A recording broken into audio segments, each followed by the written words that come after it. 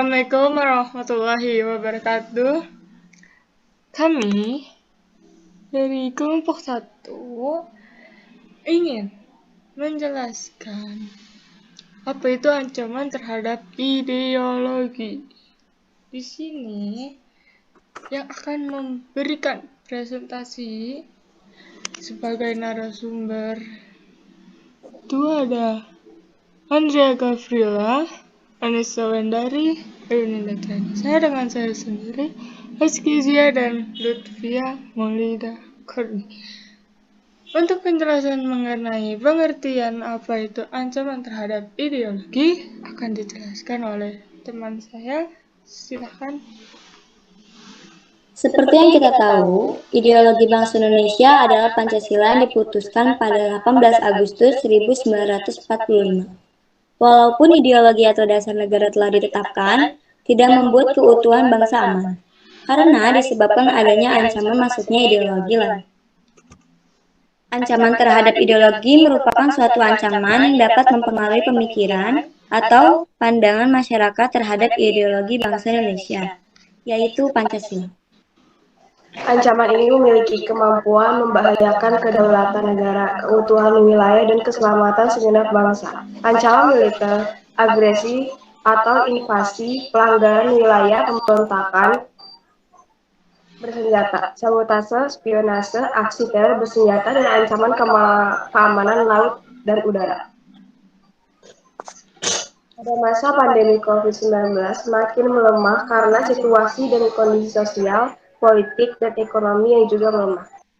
Masuknya ideologi baru semakin mudah melalui media sosial dan elektronik untuk membawa ideologi baru memperlemah ketahanan nasional. Ancaman terhadap ideologi negara menurut Menhan sebagai perang modern, yaitu suatu metode perang yang relatif murah meriah, karena tanpa mengeluarkan satu letusan peluru pun, pihak khusus sudah dapat menghasilkan pilar dan sendi-sendi dasar kehidupan berbangsa dan bernegara.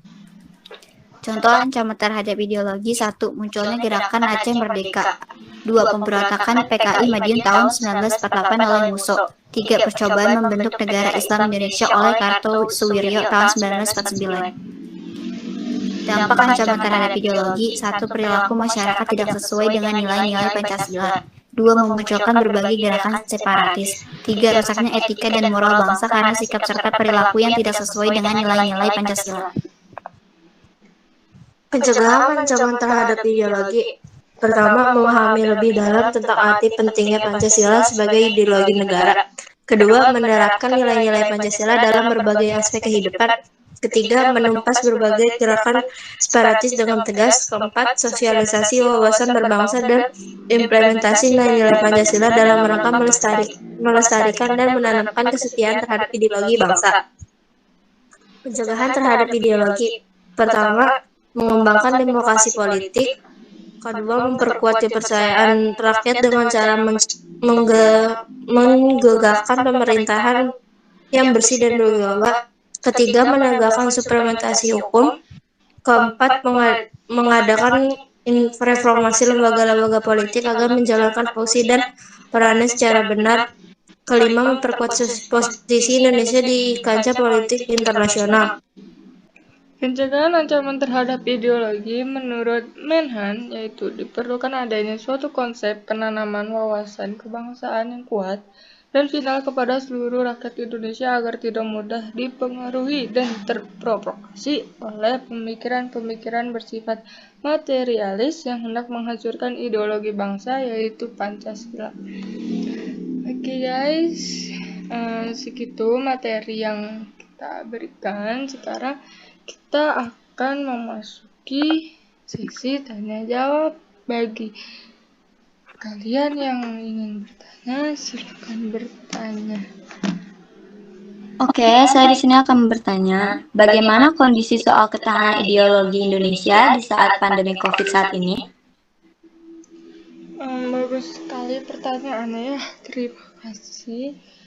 Untuk pertanyaan ini, menurut penelitian menunjukkan bahwa ketahanan ideologi di masyarakat pada masa pandemi seperti ini itu semakin melemah diakibatkan karena situasi dan kondisi sosial, politik, dan ekonomi yang juga melemah. Dan itu tuh sangat berpengaruh bagi ketahanan ideologi, apalagi di masa pandemi ini. Teknologi internet ya gitu,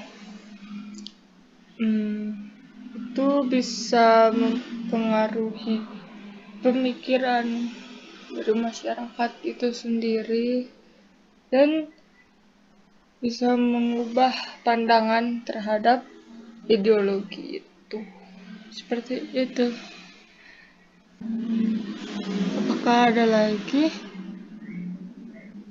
Saya ingin bertanya, jadi pengaruh apa sih yang akan diterima masyarakat pada ancaman ideologi ini?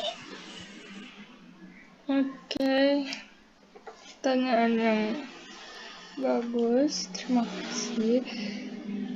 Untuk pertanyaan ini ya, pengaruhnya itu berdampak pada mindset kita yang terus mempengaruhi hati dan pikiran kita, yang bertujuan untuk membelokkan pemahaman terhadap ideologi negara. Seperti itu. Jadi karena ancaman ideologi ini, jadi kita itu didorong secara perlahan, entah disengaja maupun tidak disengaja, untuk belok atau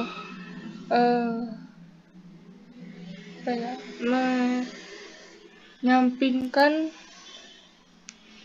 pemahaman kita terhadap ideologi dan kurangnya pemahaman kita terhadap ideologi. Seperti itu. Oke,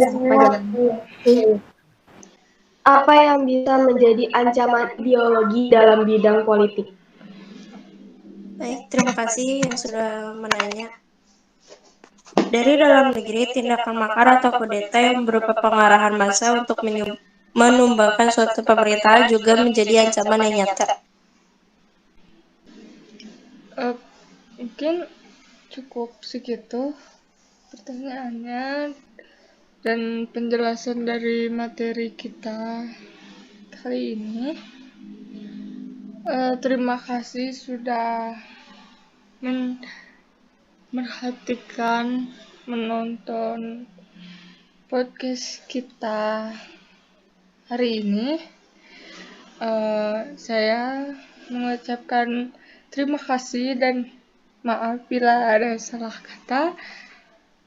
Assalamualaikum warahmatullahi wabarakatuh.